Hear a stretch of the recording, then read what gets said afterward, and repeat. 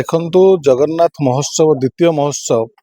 जेहेतु नियाली अंचल अनुष्ठित होउची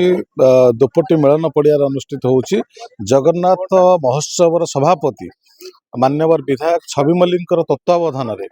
तेणु सी आमको जो दायित्व देवे से दायित्व को आम निष्ठार सहित उत्साह सहित पालन करूँ कारण प्रभु जगन्नाथ होउछंदी समस्तंकर लीलामय ठाकुर तेणुक जेहेतु मामू घरे अनुष्ठान पालन करा जीवो नियाली माधव क्षेत्र में ऐतिहासिक पीठ जोटा दोपटी मिलन पीठ सेठी अनुष्ठित हम आम बहुत खुशी अच्छु एवं आनंदर सहित आज देखुवे शह शह शुभेच्छु जगन्नाथ महोत्सव कार्य करने स्वतःपोत भाव में आग्रह सहित एकग्रतार सहित किपरि भाव में उपस्थित थे समस्ते निष्ठार सहित कहते कि आमको जो दायित्व दिज्व आम निष्ठार सहित पालन करूँ 2026 मसीहा जगन्नाथ महोत्सव को सरस सुंदर करने एवं प्रत्येक जनसाधारण मन में जगन्नाथ प्रेम एवं जगन्नाथर संस्कृति को भरीदेवाई ये जो उद्यम मान्यवर विधायक करंचलवासी अंचलवासी पाखरे माननीय विधायक प्रशंसनीय तेणु आम आशा करुचु एक आध्यात्मिक वातावरण भितर नूतन वर्ष 2026 मसीहा नियालीवासी निश्चिंत रूपे एक शुभ कामनार वर्ष हम कारण ये जगन्नाथंकर शोभा यात्रा ठारू आरंभ करी कलश यात्रा ठारू आरंभ करी आपणकर विभिन्न कार्यक्रम जोटा नूतन भाव में ये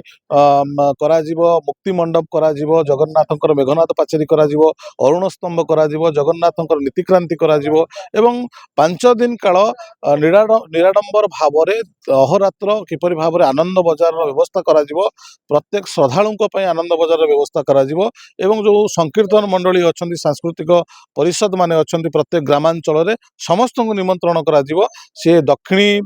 संस्कृति परिषद हो कि नदिया वाला हूँ कि दासकाटिया वाला हूँ पाला वाला हूँ समस्त को निमंत्रित करा समस्त को ये जगन्नाथंकर बाणी गाइबापी एवं जगन्नाथंकर भाषा को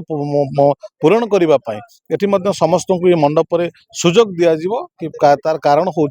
जगन्नाथर चेतना जगन्नाथंकर पाखरे आम समस्त शरणापन्न माने आशा और विश्वास रखुचु जगन्नाथंकर अपार करुणारू ये महोत्सव द्वितीय जगन्नाथ महोत्सव शांति श्रृंखलार सहित हेब जगन्नाथंकर अपार करुणा एवं आशीर्वाद ये अंचल प्रत्येक जनसाधारण ऊपर रही आमर आशा और विश्वास जो कार्यक्रम को प्रथम कर जो कल्पना करते जो व्यक्ति कल्पतर खुंटिया जो चिंताधारा थिला भावुंट